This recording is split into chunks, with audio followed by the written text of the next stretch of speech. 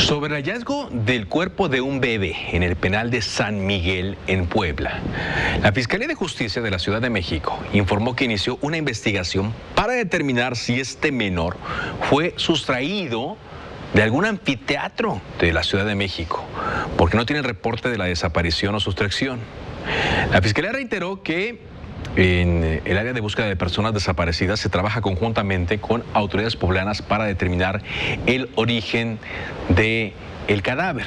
Para conocer más cómo llegamos a este punto, desde que se hizo la denuncia inicial, saludamos a Saskia Niño de Rivera, cofundadora y presidenta de la organización Reinserta. ¿Cómo estás, Saskia? Buenas noches. Se nos cortó. Ahí está. No te escucho bien, Saskia. Creo que vamos a restablecer la comunicación para poder escucharla de manera correcta. Saskia, la semana pasada, y junto a la organización Reinserta, enviaron un comunicado a los medios de comunicación para dar a conocer primero este hallazgo.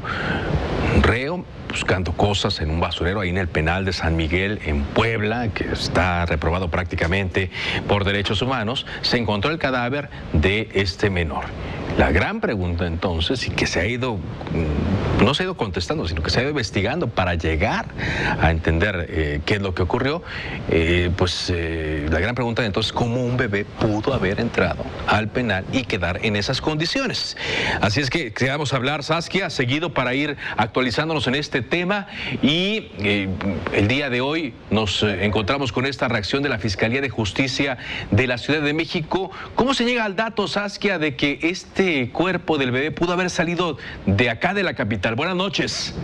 Muy buenas noches, los saludo con mucho gusto y agradecida porque le están dando seguimiento a este tema.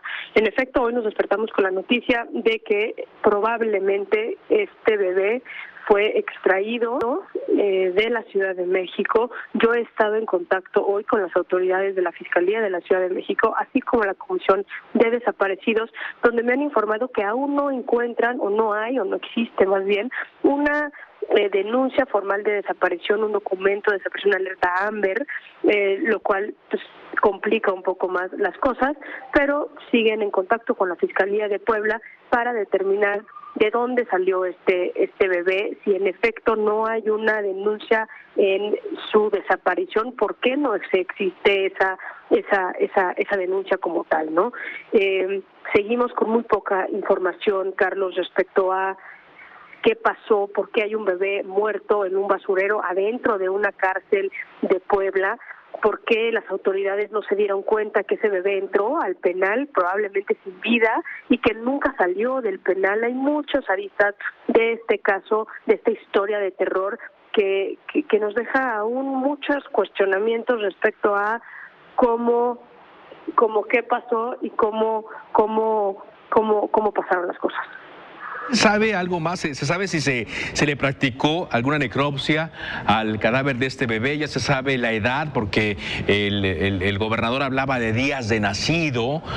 Nosotros el primer dato que teníamos que 3 meses. Se hablaba de esta incisión que tenía en el abdomen. ¿Sabe si ya se le practicaron estos estudios?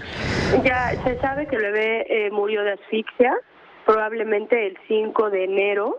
El bebé se encuentra el 10 de enero, lo cual también pone un antecedente en la investigación que tiene que ver con la conservación del cuerpo del menor. Probablemente ya había pasado por un proceso en la morgue de balsamado o de alguna cuestión que tenga que ver con que se conservó y no se descompuso el cuerpo para llevar 5 días en un basurero o bien muerto el menor. Aún no sabemos a ciencia cierta, si bien el gobernador Barbosa mencionó que era un tema de apendicitis, la incisión en el abdomen, eso no lo podemos saber porque ni siquiera sabemos de dónde salió ese bebé, como para que haya un acta formal de decir, bueno, este bebé se llama así y en efecto se le operó de la apendicitis cuando nació o lo que sea, ¿no? Ahorita estamos aún a espera de saber por qué se lo robaron, cómo se lo robaron, quién estuvo involucrado en la extracción de este menor, y creo que lo más importante, para qué lo metieron al penal y cómo se atrevieron, o quién está coludido para que quienes están involucrados en esto sintieran la confianza de deshacerse de este cuerpo dentro del penal a esperanza de que no haya consecuencias. Tengo varias dudas. Me gustaría empezar por esta. Según este grupo de Por la Niñez, por la pandemia, la entrada de menores está suspendida y desde agosto pasado los que vivían en el área femenil fueron desalojados. Es decir, no hay razón para que hubiera un bebé en el penal. ¿De qué forma pudo haber entrado este menor, tú que conoces perfectamente cómo funcionan? Yo no me atrevería a decir que no estaban entrando menores aún. Sé que en marzo y abril del 2020 las autoridades cancelaron las visitas a nivel nacional adentro de los penales. Por no saber, por considerar grupo vulnerable a los menores de edad, y llevaban sin entrar a los reclusorios. Lo que sí te puedo decir es, hay algunos estados que ya empezaban a abrir las puertas a que de manera controlada y esporádicamente entraran menores a estos penales. En cuanto a que los niños hayan salido de la cárcel, no se obligó a las mujeres a que sacaran a sus hijos, se les invitó amablemente a que sacaran a las mujeres. Esto se hizo a nivel nacional, incluso salió una iniciativa por parte de Reinserta donde hablamos con el órgano desconcentrado para que invitara a las mamás que están en prisión con sus hijos a que pidieran un traslado al CPS 16, un penal que tiene las instalaciones para que haya niños y para que se pueda salvaguardar la integridad de los niños.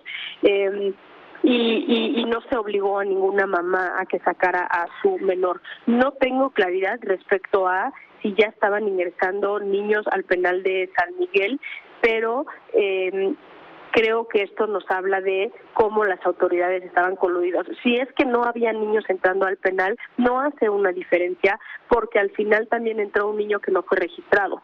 Porque si hubieran registrado a este niño, se hubieran dado cuenta que el niño nunca salió del penal. Entonces, por supuesto que tiene que haber consecuencias directas a esas personas encargadas, guardia y custodia, encargadas de la aduana, que se le llama a esta área de ingreso de los reclusorios, y van a tener que haber explicaciones. Lo que a mí me llama mucho la atención es que a 10 días casi que este menor ingresó al penal, no hay una sola orden de aprehensión, no hay un solo nombre de las personas involucradas, coludidas, no han destituido a ninguna persona que estaba en el centro penitenciario trabajando, ni al guardia, pero ni al director, pero a nadie.